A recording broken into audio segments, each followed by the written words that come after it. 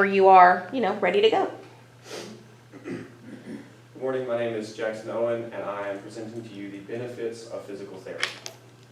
So what is physical therapy? Typically, physical therapy consists of exercises or stretches or treatment in order to prevent or treat an injury of an athlete or someone that has been injured after a sickness or a surgery or something like that. And athletics and sports teams often encourage this physical therapy in order to increase performance in athletes and to treat their injuries. The dictionary definition of physical therapy is the treatment of disease, injury, or deformity by physical methods such as massages, heat treatment, or physical exercise rather than surgery. This allows a person to undergo non-surgical methods in order to repair a torn muscle, a strained muscle, or a broken bone. Another definition I'll be using later on is participants and or patients. These are those undergoing physical therapy that are within my study. So why is physical therapy important? To begin, it provides treatment for injury. Athletes, as I stated before, often undergo many injuries in sports, in after-school activities. Both students and college and professional athletes all have injuries. It prevents or treats these injuries from athletes because it allows them to not take surgery, and they go through exercises such as stretches or the massages or heat treatment that I said before, and this keeps people from undergoing permanent surgery that could further injure the athlete and prevent them from playing later. Secondly, it treats sickness. These sicknesses can consist of respiratory sickness. It could be a sickness that causes surgery, a bodily deformity that people need treatment for. It also prevents further injury. Often athletes report that after physical therapy, they have been more on the top of their game and have gotten injured much less than before, or if they do get injured again, it's not as major as it was before. It also can provide an increase in athletic performance. These athletes have stated that after physical therapy, they feel like they can play on the top of their game and even beyond what they were able to before. They're faster or stronger or smarter than they were before on the field of play. Athlete JG states that physical therapy saved my sports career. It allowed me to perform again at the top of my game. This shows that through injuries, even though there were multiple injuries of this athlete, they were able to perform again at a higher level than before. Finally, physical therapy increases overall health. People that are not in athletics often go to physical therapy, like I said before, for diseases or after a surgery or after an injury in order to prevent a further injury or to treat this said injury. So this led to my hypothesis, my first being that physical therapy is beneficial for everyone that participates in it, whether it is an athlete, a non-athlete, someone that has been in athletics before. It is beneficial to everyone that takes it, that needs it, that's a given therapy. The second one that you'll see later is it is the participant or patient's responsibility to grow at home or after physical therapy. This led to my research question. How can an accelerated rate of interaction between a therapist and patient and an implementation of its benefits bring an increase in physical health, activity, and overall well-being in athletes in society? So I started with my research with interview questions. Due to the Senate Bill 49, Item 11, I was unable to do a mass survey of athletes and those in physical therapy. This Senate bill says that you can't do surveys without a parent's consent, and so it was easier for me to interview one by one each participant in this study. I began with interview questions. These questions were different among 3 different groups of people. I began with professional physical therapists here in Randolph County. I then moved on to patients that were either under these physical therapists or under another physical therapist within this county. And then finally, I chose to interview those that have either refused therapy or have started therapy and quit. Why these certain people? I chose physical therapists in order to get a professional idea on why therapy is a good thing, what it benefits, and what needs to be done in order to increase its benefits. I chose the patients in order to have one that has taken therapy or is taking therapy to see what they have seen in benefits and drawbacks and what they would change. And finally, like I said before, I chose the people that have refused or quit therapy in order to see what major drawbacks they saw in this physical therapy and how we should fix it. My interview questions consisted of different parts for each group. I had many similarities among the questions as of benefits and drawbacks within therapy and what they saw, but I had one major underlying question through all of the groups, and that is, what would you change about physical therapy? So I started with the questions for the patient. I said, why would you choose therapy? I then led into, what are the benefits you've seen from therapy? Like, are there benefits? What have you seen? What drawbacks have you seen? And finally, what would you change about this physical therapy? Then I went to interview the physical therapist. I interviewed them, and along the lines of the same as the patient, I said, why should someone choose therapy? What have you seen that someone has said that they have chosen therapy because of blank? Why would you choose it? The second question is, what benefits have you seen, or what benefits would you tell someone in order to get them into therapy? And finally, the same question, what would you change about this physical therapy? Finally, I interviewed people that were not in physical therapy, that had either quit or had chosen not to take it, and I asked them about the opposite of the patient. I asked them, why have you not chosen therapy? What got you out of therapy? What convinced you not to go? What are some of the things that you saw that told you you didn't want to participate? Next, I asked them, what are the drawbacks or what's holding them back from taking therapy? Many of them discussed different things that they had seen others in therapy do that they didn't feel comfortable doing, or that there were drawbacks on themselves of injuries and further injury which caused them to quit therapy. And finally, the underlying question again, what would you do to change therapy? During all of these interviews, there were a lot of limitations, one being the amount of people I was able to interview.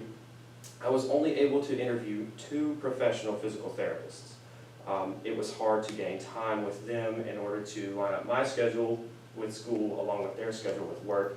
They have long working hours, and if you were to walk into the office, you often have to schedule an appointment, but then they think you're about to take therapy.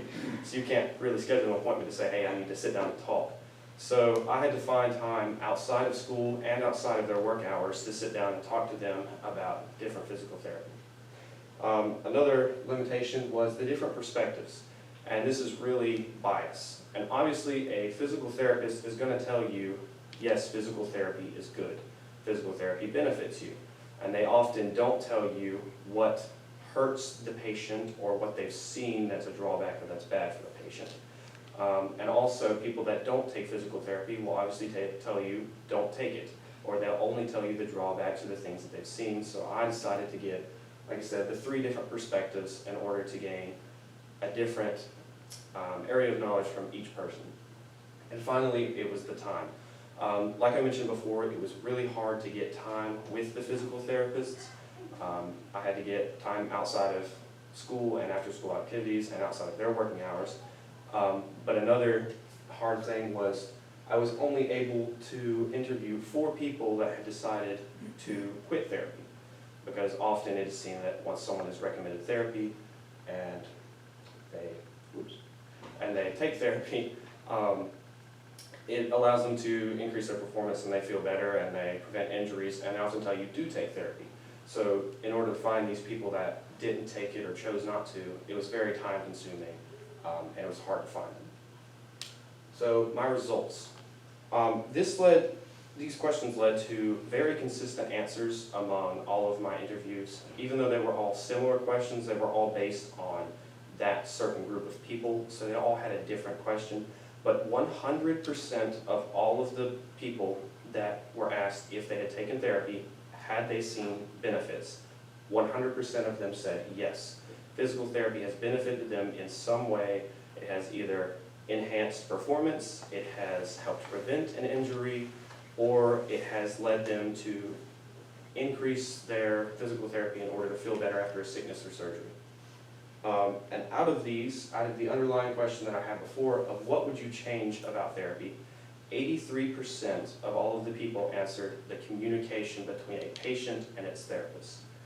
This is a big problem in therapy today because the patient is often required to go home and hold themselves responsible for training, for the activities they're given, for the exercises they're given, and they will come back to another appointment, and if they haven't done what they were given, they often show little to no growth. Most of the patients express this, that they feel there's a lack of communication at home between them and the therapist, requiring them to have a lot more responsibility than they are comfortable for. So what does this mean?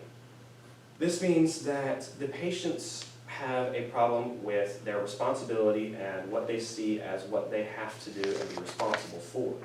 This also means that physical therapists are either not checking in on these patients, aren't required to check in on these patients weekly or daily, or that they're giving them an inadequate amount of exercises that are too much or too little for the patient to cover.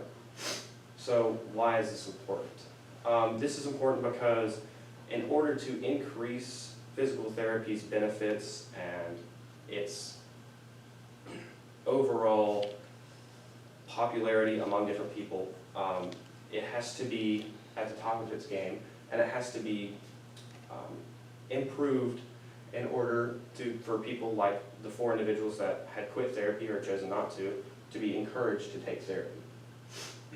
So I came up with 2 major solutions. One being the implementation of better physical therapy. Of the 8 individuals that I interviewed that were either within therapy or that had quit therapy, the 17% that did not see a problem with communication saw a problem with the exercises they were given. They were often said that the exercises were uncomfortable for them to do, there was too much of a workload, or there was too little that the therapist had given them. So an implementation of a better, more specified physical therapy for each individual would take away this problem of the 17% that said physical therapy just didn't target what I needed it to target. The other solution would be a messaging system, a program, or an app in order for the physical therapist to communicate with the patient daily, weekly, monthly, as needed in order to keep them on top of their exercises, to keep them responsible, and to make sure that they have the adequate amount of exercises and training that they need. Also, an increased advertising and encouragement of physical therapy would help the problem of people seeing therapy as just another doctor. A personal connection of mine is I have had injuries and have taken physical therapy, but before I did, I saw them as another doctor, and I don't like doctors. And many people see therapists as just another doctor or another person that's going to prescribe you something and say, go home and do this. And so an increase in this communication between the therapist and its patient will help increase its advertising and its encouragement from each patient to help more people be more willing to take therapy or continue therapy. So the implications. How can this apply to the world today? This will require an app or a messaging system or a program in each physical therapist's office. Each office would have to have a set technician or someone that looks over this app, maintains it, and does things like that. This app would require training. Physical therapists would have to be required to know the app, to understand the system, the program, whatever they're doing, in order to communicate with these patients. Also, in order to communicate with these patients, it would take a lot of patient consent and patients wanting to communicate with these therapists. Because some patients would see the app and see it as, well, my therapist is going to bug me all week, I don't want this. To improve this app and to improve the therapy, we would need special training in each therapist's office that would allow someone designated specifically for this app in order to maintain it, to produce it, to message these patients and so on. This app would also consist of many therapists, a video or a picture example or a voice example of what a patient should be doing at home. This would require, again, more training for a therapist that is comfortable to produce training exercises, that has the equipment, that has the office and the money required in order to produce these videos or images or vocal instructions for the patient to do at home. So this connects back to my original hypothesis, the first being that therapy is indeed helpful to all who take it. Again, 100% of the people that were interviewed stated that physical therapy helped them and helped them with either a performance or prevention of injury or to treat an injury. And then the second hypothesis is actually it should be both the therapist and the patient's responsibility to both increase growth, to help prevent and protect against injury, and to take responsibility and growth at home in therapy. It should be both the therapist and the patient's communication that allows the patient to keep growing no matter if they're in the office, if they're at home, wherever they are. And finally, there need to be check-ins, apps, or programs that allow these therapists to contact the patient. Like I stated before, an app or a messaging system, email, messages, any kind of program would be needed in order for these therapists to communicate with their patients, daily reminding them, this is a set amount of exercises you need to do, this is what you should do after if you need extra, and so on. This would all lead to an increase in the popularity for physical therapy, an increase in its benefits, and an increase in overall patient wellness and an acceptance in physical therapy. In conclusion, physical therapy is a very important treatment to many people and to people all over the world. It can be fixed, and there are problems in it, like I said, one of them being communication, another being the exercises that are given, and both of these can be prevented or can be solved with solutions like an app or something that connects the physical therapist to their patient. Even though it has problems and it can be improved, it is still a very vital piece of everyone's life. Thank you. All right, if you will turn your attention to Ms. Grove, she's going to ask you your first question. How did the choices you made when designing or implementing your research method impact your research process? When I began and I found out I couldn't do a group survey, that really impacted how I was able to go about interviewing people and finding out what they thought. This led to me having to interview multiple people on the same day with different perspectives and having to write these all down and transcribe these, and it's very time consuming. This led to me having to set aside personal time for myself to put into this project in order to, like I said before, find time outside of my school and after school activities and a therapist's hours in order to give or in order to gain an interview from them. And you kind of touched on this a little bit, but what are the real world implications related to your findings? Yeah, I stated, as I stated before, if an app or a messaging system was put out, this would increase the communication between patients and physical therapists. And another personal connection to that was with my physical therapy. If I went home and I didn't do the exercises, or I felt like they were too much or too little, if I came back the next time for the next stage of exercises, I felt no growth, or as if I had fallen back a step. With this app or this messaging system, it would allow therapists to connect to these patients, and it would give them a specific set of problems or specific set of exercises.